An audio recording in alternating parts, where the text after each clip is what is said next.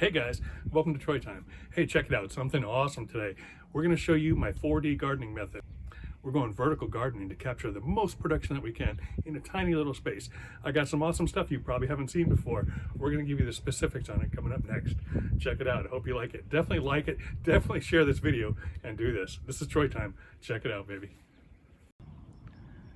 Okay guys, so this is my 4-dimensional grow system, okay? We're gonna grow on 4 different levels, 4 different platforms, okay? We're gonna get maximum production in a small little footprint. A lot of this stuff you might not have seen before. We're using some different types of hanging shoe racks.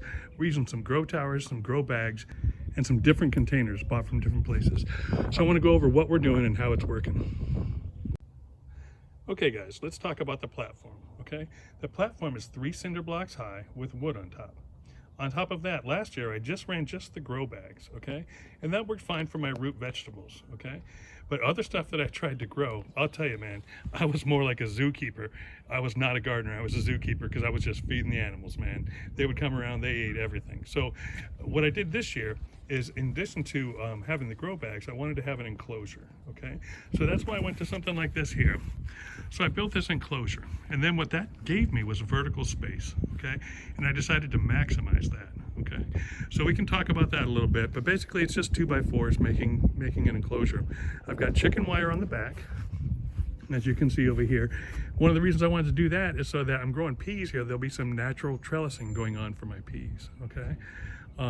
I've also got mesh on the sides, so I could gain entry on the sides if I wanted to, and I have a mesh that falls down in front, but I don't want to put that on while I'm filming. Okay, so I can completely enclose this enclosure, and then that's going to keep all this animals and stuff from feeding on the stuff that's inside. Okay. All right, let's talk a little bit about some of the containers, okay? So these are awesome, guys. I don't know if you've seen these, but these are just hanging shoe racks. These blue ones down here on the bottom, these are from the dollar store, from the Dollar Tree actually, and they're $1.25, okay? I'm running a 12-foot long bed here, and this is, there's 8 of them. So if I go along here, so look at how many. And there's 8 pockets in each one of those, so that's 64 places to plant. Okay, and so it's really cool. And let me show you this. One other thing that's great about this is on my second bed, is if it doesn't match up perfectly, you can totally modify it. So this one didn't match up perfectly with 4 on the end, so I just folded it back behind it. Now the 3 goes right to the end perfectly. So on this one, I modified the width of it. Worked out great, okay?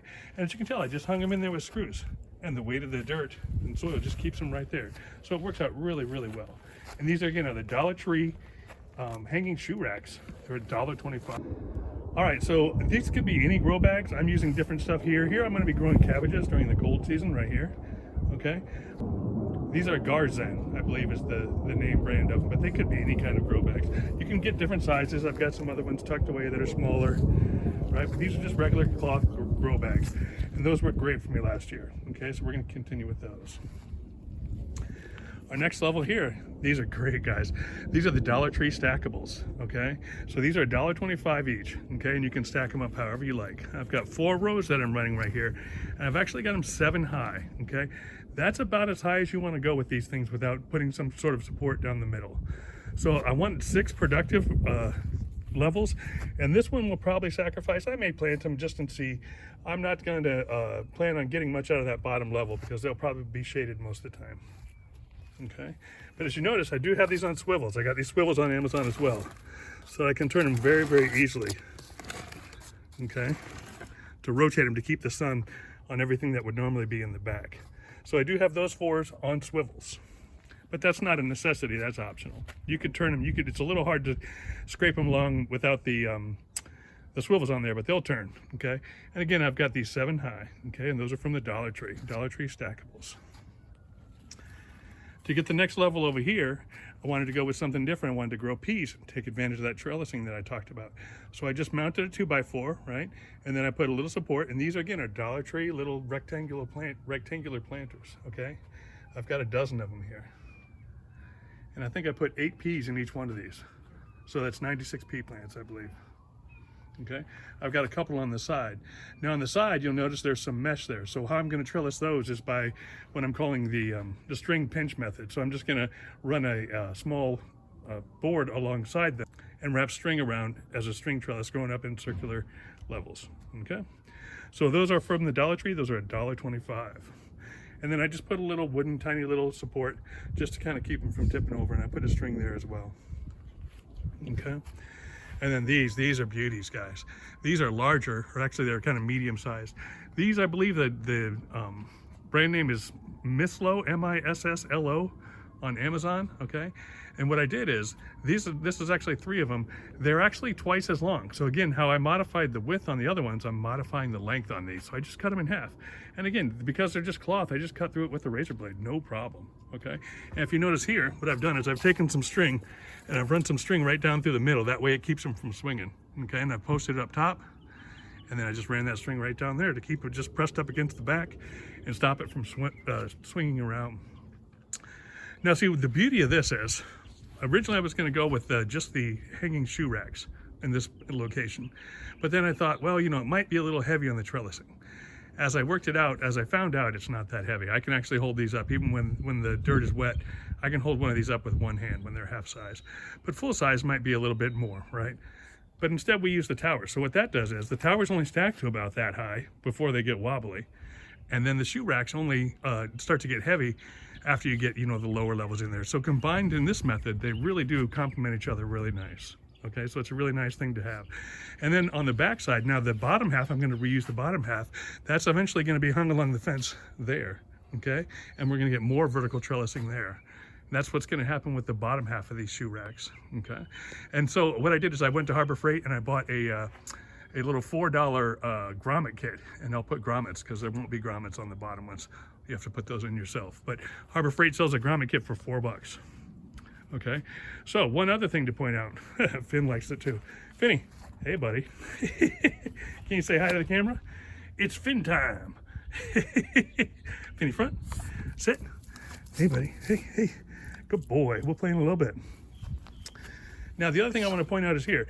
So if you look real close, these shoe racks here on the bottom are awesome because they give you so much under storage now. So all your yard storage, like I do a lot of hydroponics, okay? And so with hydroponics, you acquire a lot of buckets, you acquire a lot of containers. So all that stuff can be stored neatly. I kind of brought them to the front so that you could see them. But see how I got some red buckets stored underneath there? You can barely see them now, they're covered. I could scoot them back and you wouldn't see them at all. But think of all the storage you have now hidden away underneath that structure and the other one as well. So I have 2 12-foot beds. All of that is now tucked away, clean looking storage, okay? And then just a couple other final tips here. So this here, if you wanted to, you can make this all flowers, okay? You could make this all flowers and have a little pollinator garden, drawing all the insects in to pollinate your vegetables up top, okay? The other thing you could do is if you were having a problem, like with rabbits or squirrels or something, you could make that all green onions or other deterrents that they would stay away from. So that's some great options there. I've got veggies in there. I may put up a small fence in front just to kind of keep them out. I might just let them eat it, to tell you the truth. Just like you have a bird feeder, maybe I got a little bunny feeder and squirrel feeder here. So we'll see how much damage they do and then adjust from there. But super excited about all the different options.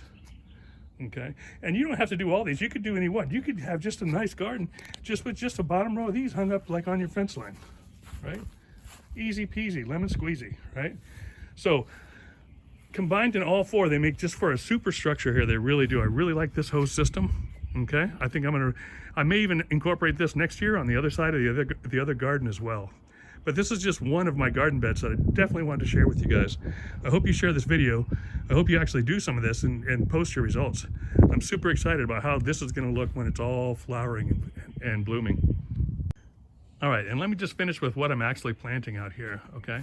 So what I'm actually planting here, these are my peas. I already spoke about that, but these are actually sugar snap peas, okay? And if you saw my hydroponics video, you can check it out. These things get about 6 feet tall, okay? So they're gonna reach the top of this trellis and then maybe even trellis onto the ceiling. That's why I've got the chicken wire up there as well. The other reason I went with the chicken wire on top and not the mesh is if it hails or something, or if something was crawling along the top, I didn't want it to tear through the lighter mesh. So that's why I went chicken wire on the back and chicken wire on the top. But for peas, it's actually sugar snap peas, okay? That's what I have here. And they're gonna get about 6 feet tall, okay? The first row, the back row, is gonna go right up on the chicken wire. And then that next row right there on the bottom, diagonally, I'm gonna run a net up to this post in front. And that'll give me like a diagonal sort of cover over my cabbages that are gonna be growing right here. I've got a special trick that I do with cabbages that we'll show you in another video, but yeah, cabbages are going to be right there. Okay. Down here on the bottom, I've been running carrots and I've been running radishes on this particular one. Okay. And the particular type of carrots are the Denver half longs and also the Burpee short and sweets. Okay. That's what I'm running all through here. But these could be green onions as well, right? So down here on the bottom, we're running turnips as well, but I believe that's in the other bed. So the bottom of those beds are radishes and turnips. In here, we're probably going to run more carrots. We'll probably use our larger carrots, right? Maybe some scarlet nantes or something like that there. I haven't planted that bed yet, but that's probably what those are going to be.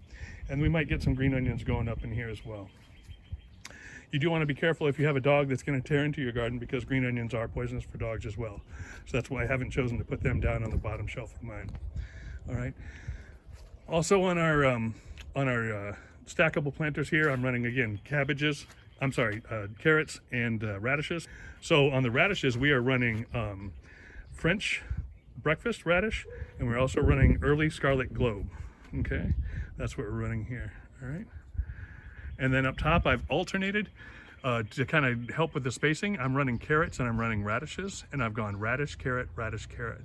The radishes again are like, so this first row here going down vertically, that is French breakfast radish, and then I've done some carrots, and these are, the carrots up here are a little bit longer, they're called little finger carrots. And then I've got early scarlet globe radishes there, and then little finger carrots going on that one again, and that pattern is repeated through those other two as well. So lots of varieties of what you can have. This is just the cool weather time with this, okay? When it comes to hot weather time, we're gonna be doing this stuff with different peppers.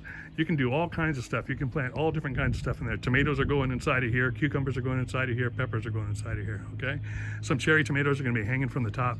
It's gonna be beautiful. So hopefully you stick around, subscribe to my channel. You get to see what this thing looks like when it blooms, man. I'm super excited. Yeah, I'm just trying to hurry up and make this video quick because I got lots more gardening to do, guys. But I wanted to share this, get some details out so that y'all could do this too. And like I say, you don't have to do it all. You could do any portion of this. Just the peas would be great. Just the grow bags would be great, or just the towers, or just the shoe racks, either the top or the bottom. But hopefully this inspires you, gives you some ideas, and yeah, let's make these gardens grow this year, guys. We really want to have a lot of food production. That's what we're trying to do. So hopefully you like this. Let me know in the comments, man. Hook me up in the comments, man. I want to see what you guys think. So this is Troy time. Thanks for coming along. I'm out.